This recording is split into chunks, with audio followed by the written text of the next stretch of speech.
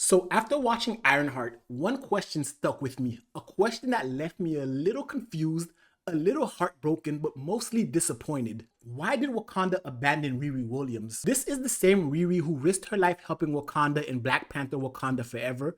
The same Riri that stood beside Shuri, who built her own Iron Man suit from scratch, and who despite all odds, wanted to use her genius not for fame or money, but to help people. But now Ironheart ends with her at her lowest. Expelled from MIT, broke, alone, caught up in gang drama, and approached by Mephisto, the literal devil, offering her a deal to bring back her best friend Natalie. And I can't help but ask, how did we get here? If you remember in the first Black Panther movie, one of the biggest beefs Killmonger had with Wakanda is how they abandoned the rest of the Black diaspora while they lived in the most advanced and powerful country in the world. And if I remember correctly, at the end of that movie, they did say they were going to do things differently, but they're repeating the same mistakes that created Killmonger in the first place. Riri making a deal with Mephisto is setting her up as the potential villain in the next Black Panther movie. So why did Wakanda give Bucky a vibranium arm, help Sam Wilson create a new Captain America suit, but with Riri Williams, they sent her back with nothing? So today, let's talk about how Wakanda failed, what it says about the legacy of T'Challa, how Killmonger's warnings are coming true, and why Riri Williams was abandoned by the very nation she helped protect, when the whole point of the ending of Black Panther 1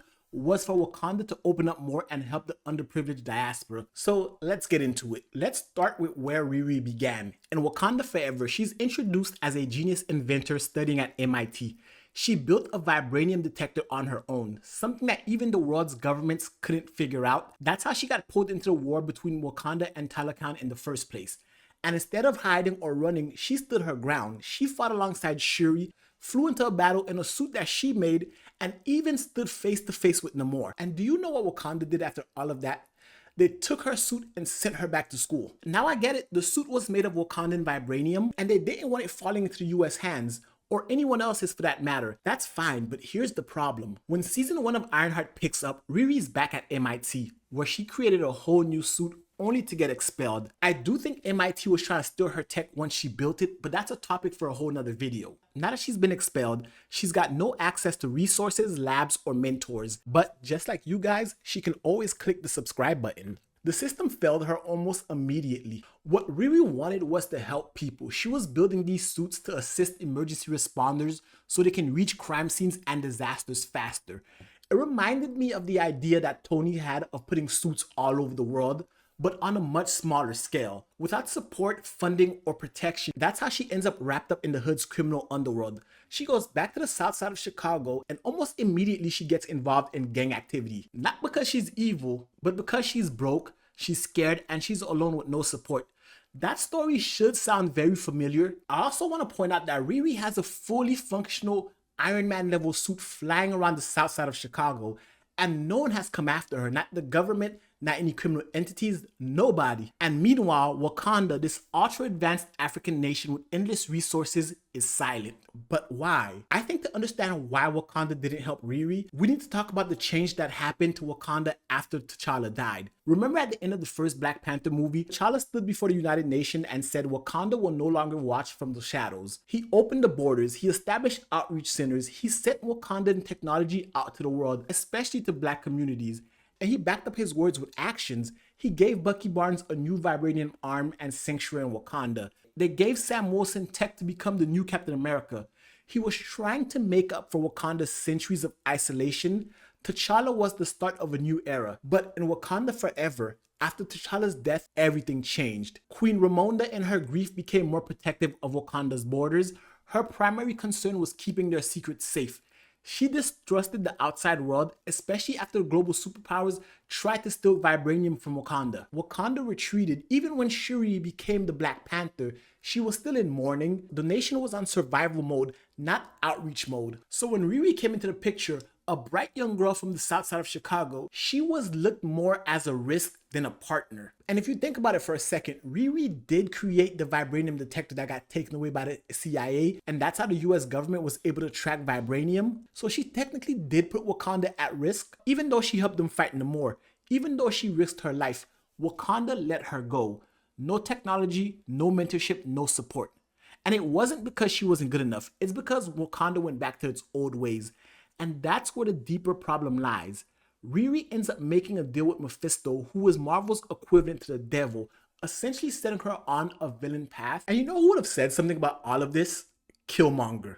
We can say Killmonger was right. His whole argument in the first film was this: Wakanda is hoarding its resources while black people around the world are suffering. He saw Wakanda's inaction as a betrayal, which made him radical and violent, but that doesn't mean he was wrong. He wanted Wakanda to liberate the oppressed black communities by any means necessary.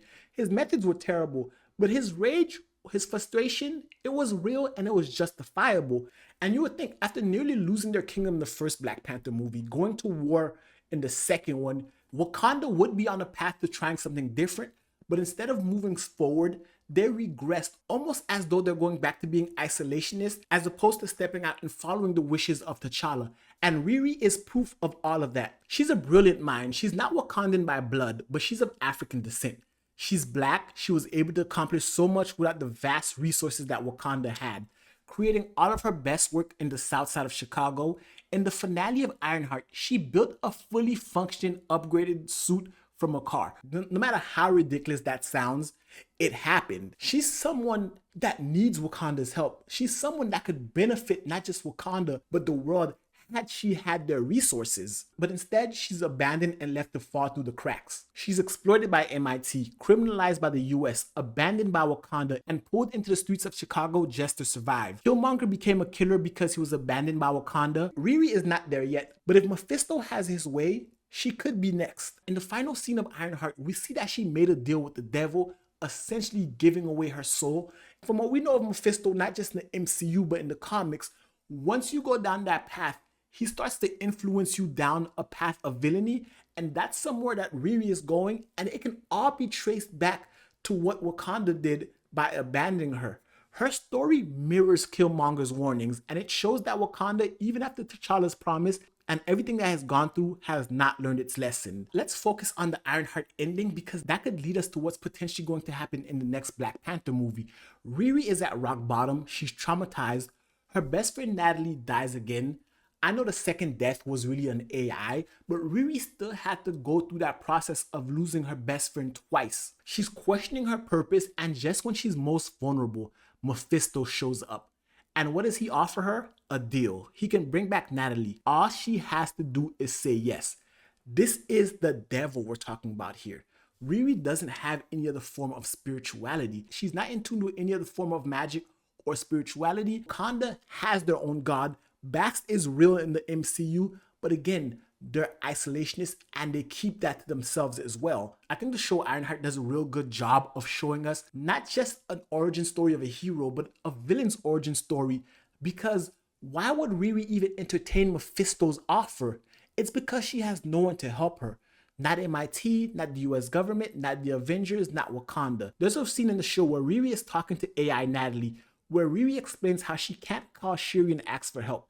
She felt that she couldn't, and I think that's because the door wasn't left open for her to do so. So now she's faced with a decision: sell a piece of her soul to fix the pain, and that's how far she's fallen. And I can't help but wonder, would she have gone down that path had Wakanda not abandoned her? What if Shuri had mentored her? What if Wakanda had given her her own suit, or better yet, given her anything, just like Sam or Bucky? What if Riri had been brought into the fold, not as a guest, but as family? I mean, she did risk her life to save Wakanda after all. We might never know, but we do know this: Wakanda let her go. Now she's making a deal with the devil, and she now has the perfect blend of magic as well as technology. So this isn't just about Riri, this is about the future of Wakanda.